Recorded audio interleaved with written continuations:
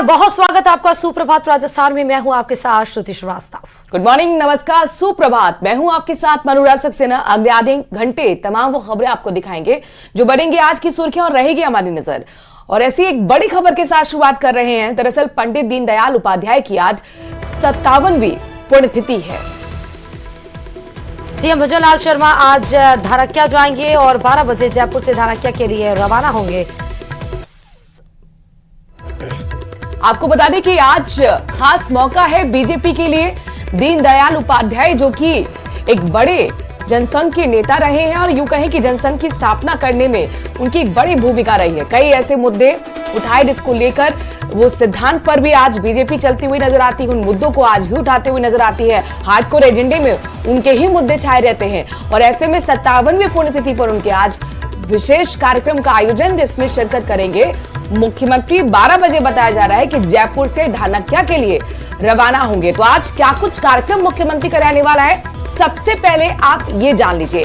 आज बीजेपी के खास दिन है, चूंकि पार्टी के सर्वोपरि नेता पंडित दीनदयाल उपाध्याय की 57वीं पुण्यतिथि आज है। लिहाजा मुख्यमंत्री आज धारक्या जाएंगे। वक्त रहेगा 12 बजे, जब जयपुर से धारक्या के लिए मुख्यमंत्री रवाना होंगे। वहां पर विशेष कार्यक्रम का आयोजन है जिसमें मुख्यमंत्री की भागीदारी होने वाली है।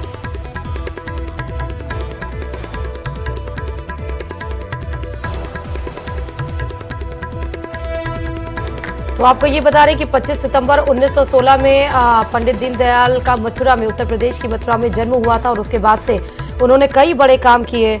उनका जो बचपन था वो बहुत ही कठिनाइयों से भरा था, लेकिन बहुत ही कम उम्र में उन्होंने अपने माता पिता को भी खो दिया था और उनका पालन पोषण, शिक्षा उनके। और सबसे बड़ी बात है कि एक देश एक चिन्ह, एक देश को लेकर जो वो आगे बढ़े थे, एजेंडा था, उसको लेकर जरूर बीजेपी ने जैसे लागू किया। जो आप देख सकते हैं कि जम्मू कश्मीर में भी आज पूरी तरह से वो हिस्सा तो है ही और वहां पर भी एक ही निशान है। फिलहाल खबरों में आगे बढ़ रहे हैं और चलिए अब बात शुरू से रतनगढ़ से बड़ी खबर की आपको बताते हैं। मेगा हाईवे पर भीषण हादसा हो गया और इस हादसे में 3 लोगों की मौत हो चुकी है।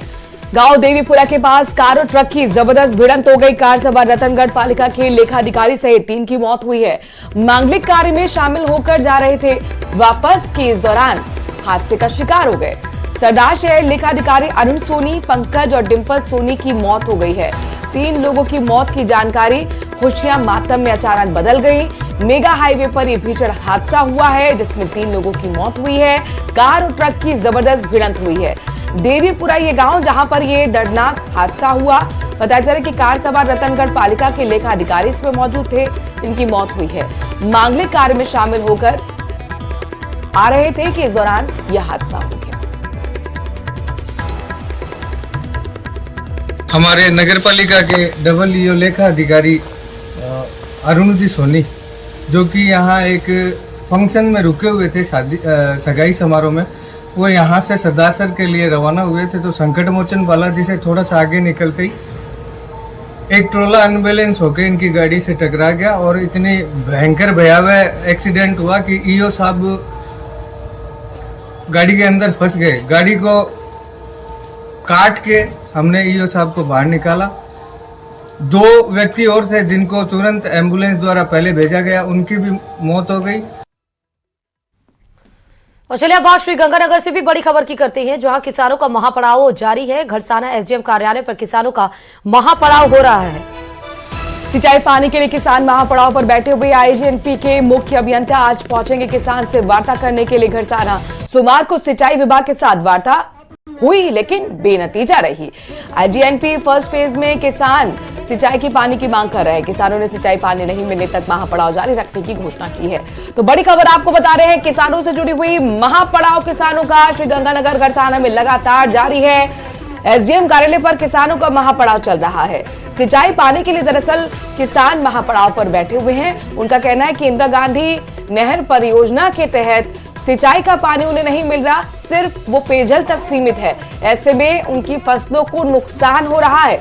बड़ी संख्या में किसान आसपास के जिलों से भी इकट्ठा हो रहे हैं। माना जा रहा है कि एक बार फिर बातचीत हो सकती है। हालांकि सिंचाई विभाग के साथ अधिकारियों के साथ बातचीत जरूर किसानों की हुई, लेकिन वो बेनतीजा रही।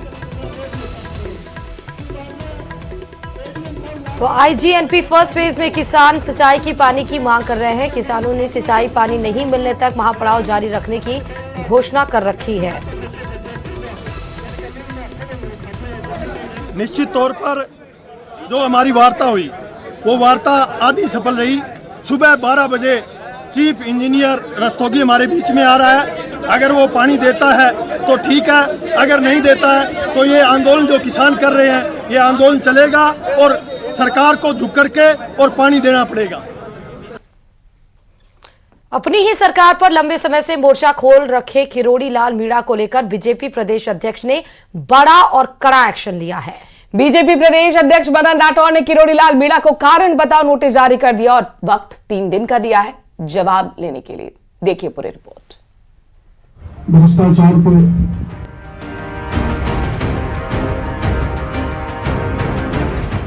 किरोड़ी लाल मीणा पर बीजेपी का एक्शन।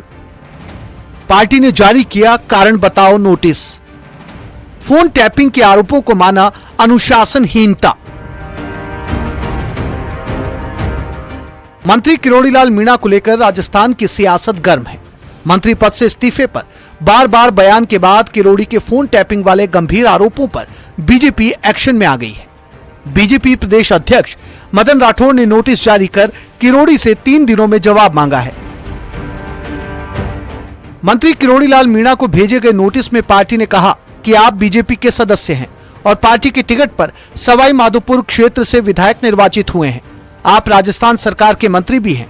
आपने पिछले दिनों मंत्री परिषद से इस्तीफे की खबर न्यूज़पेपर में छपवाने के लिए उपलब्ध करवाई और सार्वजनिक रूप से बयान देकर भाजपा नीति सरकार पर फोन टैप करने का आरोप लगाया, जो असत्य है। आपने बयान देकर बीजेपी की बहुमत वाली सरकार की प्रतिष्ठा को धूमिल करने का काम किया। आपका उपरोक्त कृत्य पार्टी के संविधान में वर्णित अनुशासन भंग की परिभाषा में आता है। नोटिस में कहा गया कि आपके उपरोक्त बयान को पार्टी के राष्ट्रीय अध्यक्ष ने पार्टी के संविधान में वर्णित अनुशासनहीनता माना है। बीजेपी के राष्ट्रीय अध्यक्ष के निर्देशानुसार आपको यह कारण बताओ नोटिस भेजा जा रहा है। आप आरोपों पर 3 दिनों के अंदर अपना स्पष्टीकरण प्रस्तुत करें, अन्यथा यह समझा जाएगा कि आपको उपरोक्त आरोप के बारे में कोई स्पष्टीकरण नहीं देना है। हालांकि किरोड़ी लाल मीणा की ओर से नोटिस को लेकर अनभिज्ञता जाहिर की गई है। उन्होंने कहा कि मुझे नोटिस के बारे में कोई जानकारी नहीं है, मैं पार्टी का अनुशासित सिपाही हूं।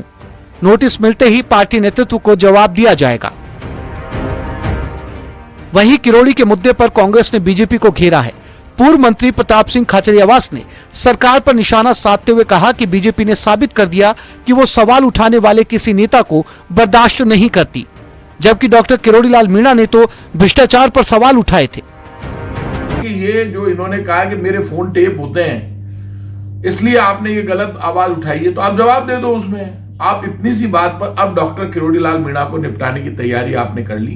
बीजेपी सब कुछ बर्दाश्त कर सकती है, लेकिन बीजेपी के करप्शन पर जब भी कोई उनका नेता उंगली उठाएगा और ये कहेगा कि 7 करोड़ की बजरी निकल रही है और गड़बड़ हो रही है, करप्शन हो रहा है, सब जगह करप्शन हो रहा है, जितने मामले उन्होंने उठाए तब बीजेपी को सत्ता में आना था। उस वक्त इनके जो मंत्री है आज के डॉक्टर किरोड़ी लाल मीणा, वो बीजेपी के लिए अच्छे थे। आज बीजेपी को तकलीफ शुरू हो गई है क्योंकि बीजेपी के करप्शन के ऊपर इन्होंने हाथ उठा दिया और कह दिया कि 7 करोड़ की बजरी रोज निकल रही है, रोज करप्शन हो रहा है। बता दें कि 6 फरवरी को मंत्री डॉक्टर किरोड़ी लाल मीणा ने अपनी सरकार पर गंभीर आरोप लगाए थे। किरोड़ी लाल ने आरोप लगाया कि उनकी ही पार्टी की सरकार अपने ही एक मंत्री के कॉल रिकॉर्ड करवा रही है। जो पिछले राज में हुआ करता था, चप्पे चप्पे पर मेरी सीआईडी की जाती है और मेरा टेलीफोन भी रिकॉर्ड किया जाता है, लेकिन मैं कोई बुरा काम करता नहीं, इसलिए मैं डरता नहीं। प्रदेश में मुद्दों को लेकर हमेशा सुर्खियां बटोरने वाले किरोड़ी इस बार मुश्किल में घिरते नजर आ रहे हैं। पार्टी किरोड़ी के इस्तीफे वाले बयान और फोन टैपिंग के आरोप को गंभीरता से ले चुकी है और उन पर कार्रवाई का मन भी बना लिया है। अब देखना होगा कि मंत्री किरोड़ी लाल मीणा अपनी सफाई में क्या दलील पेश करते हैं। Bureau report, news 18 Rajasthan. SI भर्ती का मामला एक बार फिर सुर्खियों में है। एसआई भर्ती में पेपर लीक हुआ है या फिर नहीं, इस मामले को लेकर हाईकोर्ट में सुनवाई हुई, जिसमें कोर्ट ने आरपीएससी चेयरमैन और एसओजी के एडीजी को तलब किया है। तो वहीं ईडी ने भी पेपर लीक को लेकर अब केस दर्ज कर दिया है।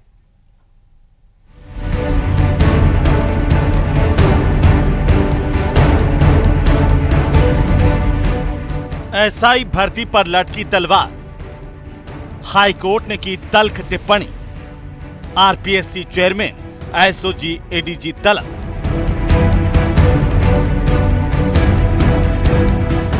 एसआई भर्ती में पेपर लीक की बात सामने आने के बाद से परीक्षा रद्द करने की मांग की जा रही है। सत्ता पक्ष से लेकर अन्य दलों के भी लोग भर्ती को रद्द करने के पक्ष में हैं। आरएलपी सांसद हनुमान बेनीवाल तो संसद में भी एसआई भर्ती का मुद्दा उठाते हुए इसे रद्द करने की मांग उठा चुके हैं। अब हाईकोर्ट ने भी एसआई भर्ती को लेकर तल्ख टिप्पणी की है। अब तक की जांच से साफ है कि पेपर लीक हुआ है। अगर एसआई भर्ती का पेपर बाहर आ गया तो भर्ती जारी कैसे रह सकती है।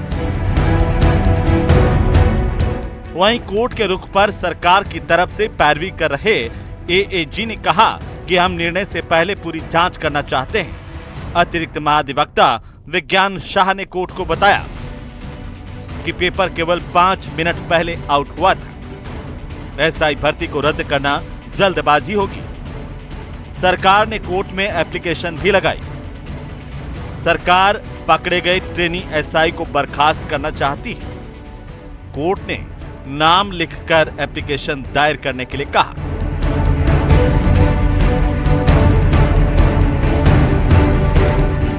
बहस के दौरान भर्ती को लेकर राज्य सरकार के रवैये पर भी सवाल उठे। याचिकाकर्ता के वकील हरेंद्र नील ने हाईकोर्ट में कहा कि एसआई भर्ती का पेपर 35 दिन पहले दे दिया गया था।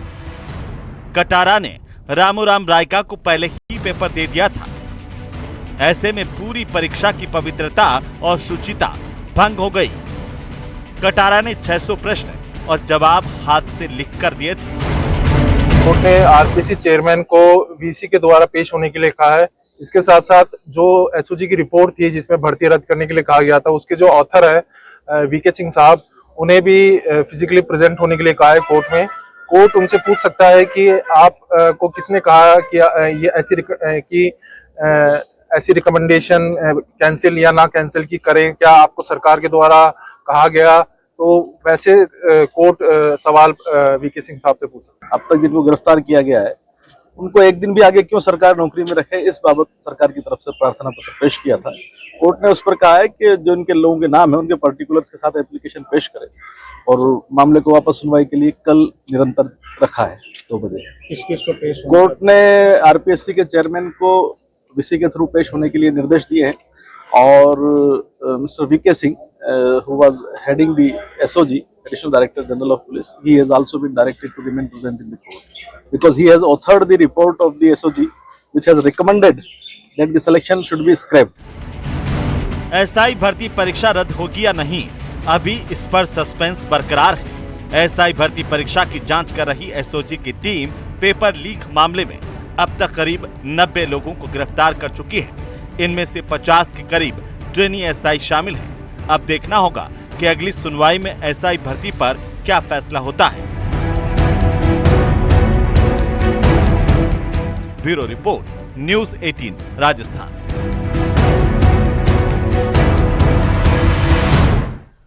राजधानी जयपुर के भरे बाजार में देखते ही देखते 2 सांड भिड़ गए। टोड़ी मोड़ स्थित 20 सड़क पर देर शाम 2 सांडों की लड़ाई इतनी भयंकर हुई कि एक सांड लड़ते लड़ते बस में घुस गया।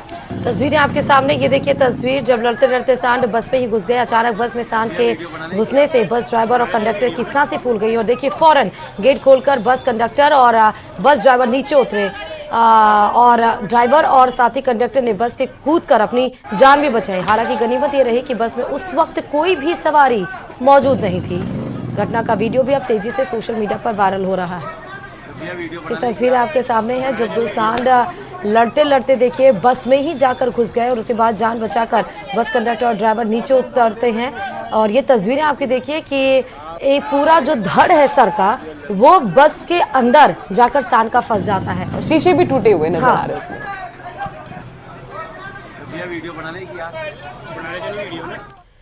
राजसमंद जिले के देवगढ़ पंचायत समिति में पुस्तकों की खरीद में भ्रष्टाचार का मामला लगातार चर्चा में बना हुआ है। अब इस मामले पर पंचायती राज मंत्री मदन दिलावर को भी गुमराह करने के आरोप लग रहे हैं। देवगढ़ पंचायत समिति के उप प्रधान और वित्त एवं कराधान समिति अध्यक्ष केरी लाल गुर्जर ने पुस्तकों की खरीद मामले में फर्जी तरीके से प्रस्ताव लेने का आरोप लगाते हुए पुलिस उप महानिरीक्षक भ्रष्टाचार निरोधक ब्यूरो उदयपुर में शिकायत की है। इसी पर देखिए ये रिपोर्ट।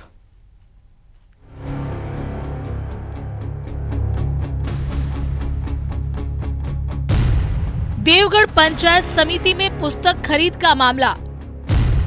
समिति के उप प्रधान ने एसीबी से की शिकायत। पुस्तकों की खरीद मामले में फर्जीवाड़े का आरोप। पंचायत राज मंत्री मदन दिलावर ने आरोपों से किया इनकार। मेरे पास उपलब्ध तथ्यों के आधार पर मैं कह सकता हूं कि इसमें कोई अनियमितता नहीं हुई है और ठीक प्रकार से जो नियमों में प्रावधान था उस हिसाब से पुस्तकों का क्रय किया गया है और नियमानुसार क्रय की जा सकती थी। देवगढ़ पंचायत समिति में पुस्तकों की खरीद में भ्रष्टाचार के आरोपों पर पंचायती राज मंत्री मदन दिलावर जवाब दे चुके हैं कि किताबों की खरीद में कोई अनियमितता नहीं हुई, लेकिन देवगढ़ उप प्रधान और वित्त एवं कराधान समिति अध्यक्ष गेहरी लाल गुर्जर का आरोप है कि फर्जीवाड़ा हुआ है और इस बाबत उन्होंने एसीबी में शिकायत करते हुए कहा कि उनके सामने बैठक में पुस्तकें खरीदने का प्रस्ताव नहीं आया। गेहरी लाल गुर्जर का आरोप है कि विकास अधिकारी और प्रधान ने मिलीभगत कर बैठक के बाद फर्जी तरीके से प्रस्ताव पारित किया। पंचायत में देवगढ़ के अंदर जो पुस्तकें खरीदने का जो भ्रष्टाचार का मामला वो सही है एवं 20/9/2024 को हमारी वित्तीय एवं कराधान समिति की बैठक हुई, उसमें हमारे सभी सदस्य मौजूद थे, मैं भी उसमें मौजूद था, लेकिन इस पुस्तक के बारे में किसी प्रकार की कोई चर्चा नहीं हुई, न कोई प्रस्ताव लाया गया था, न किसी प्रकार का बिल लाया गया था हमारे सामने, जो कि ये बिल्कुल फर्जी है। गौरतलब है कि इस मामले को लेकर विधायक हरि सिंह रावत की तरफ से विधानसभा में प्रश्न पूछा गया था, जिसके जवाब में मंत्री मदन दिलावर ने किसी भी अनियमितता से इनकार किया। लेकिन देवगढ़ पंचायत समिति के उप प्रधान का आरोप है कि पंचायत समिति द्वारा 14 अगस्त 2024 को एक कार्यादेश जारी किया गया, जिसमें जेएमबी डिस्ट्रीब्यूटर जयपुर को स्कूलों की लाइब्रेरी में बाल साहित्य और अन्य पुस्तकें उपलब्ध करवाने के लिए लिखा गया।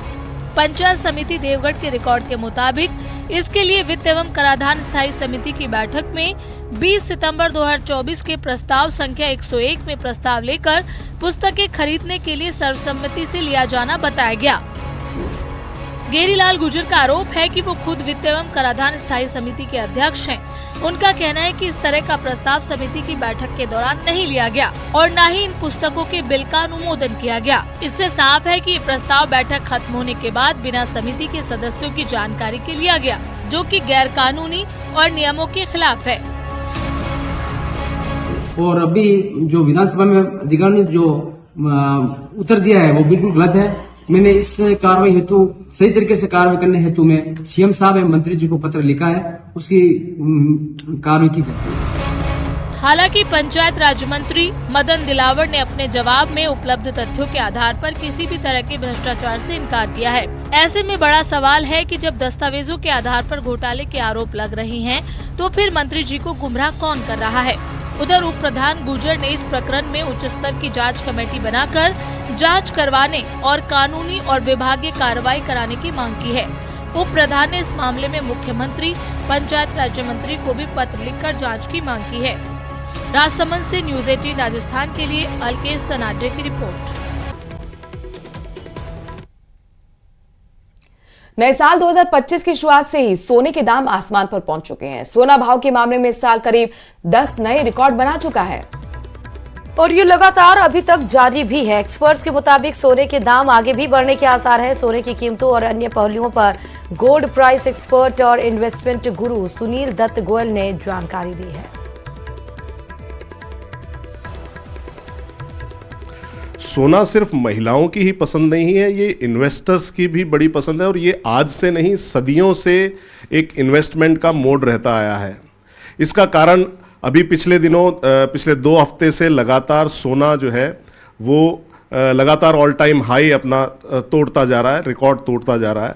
तो मेरे साथ हैं सुनील दत्त गोयल जो इन्वेस्टमेंट गुरु हैं, जो सभी तरह के इन्वेस्टमेंट के बारे में अच्छी जानकारी रखते हैं। उनसे सोने के बारे में पूछते हैं कि सोना इतनी जो रैली कर रहा है उसके पीछे क्या कारण है। जी देखिए, पिछले 2 महीने से सोने में खास तेजी आने की वजह तो ये रही कि चूँकि अमेरिका में इलेक्शन जब हुए तो इलेक्शन से कुछ दिन पहले, चार्ज लेने से पहले ट्रंप साहब ने अपने बड़े अलग अलग डिफरेंट तरीके के स्टेटमेंट दिए। कुछ नेबरिंग कंट्रीज़ को लेकर दिया, कनाडा को लेकर के दिया, तो लोगों में बड़ी उथल पुथल सी हो गई कि पता नहीं क्या हो जाएगा। तो गोल्ड एक फिएट बनी है, उनको डर लगता है बाकी देशों को कि अगर डॉलर से कोई प्रॉब्लम हुई तो हम कहाँ बचेंगे। गोल्ड हर जगह एक्सेप्टेबल है, डॉलर की प्राइस से गोल्ड हमेशा मैच करता है, तो उनको गोल्ड का इन्वेस्टमेंट करना बहुत ईजी है। दूसरा, जितनी भी वर्ल्ड की बैंकें करेंसी छापती हैं उनके लिए गोल्ड का रिजर्व करना ज़रूरी है। जब तक उनके पास गोल्ड का रिजर्व नहीं होगा वो करेंसी को नहीं छापेंगे। अगर ऐसा करते हैं तो मनी इन्फ्लेशन बहुत हाई होता है। इन्फ्लेशन हाई होगा तो उस पर्टिकुलर कंट्री में गोल्ड के दाम बढ़ जाएंगे, तो बैंकें नुकसान में आएंगी, सरकार नुकसान में आएगी। तो उन सब से बचने के लिए हर देश की सरकार सबसे पहले अपना जो एक कहते हैं ना स्टॉक को पूरा करना है, कोटा पूरा करना है, वो गोल्ड की वजह से कोटा पूरा करना है। ऑर्नामेंट्स के हिसाब से अगर देखें, आम आदमी के पर्सपेक्टिव से देखें तो गोल्ड बहुत ज़्यादा महंगा अभी हो गया है शादियों में, और जो अपने सांस्कृतिक कल्चरल जो कार्यक्रम हैं या बाकी जो चीज़ें हैं उनके हिसाब से गोल्ड काफ़ी महंगा चल रहा है। तो उसके और इसी के साथ इस बुलेटिन में अभी के लिए इतना ही। और आगे देखिए 30 मिनट में 41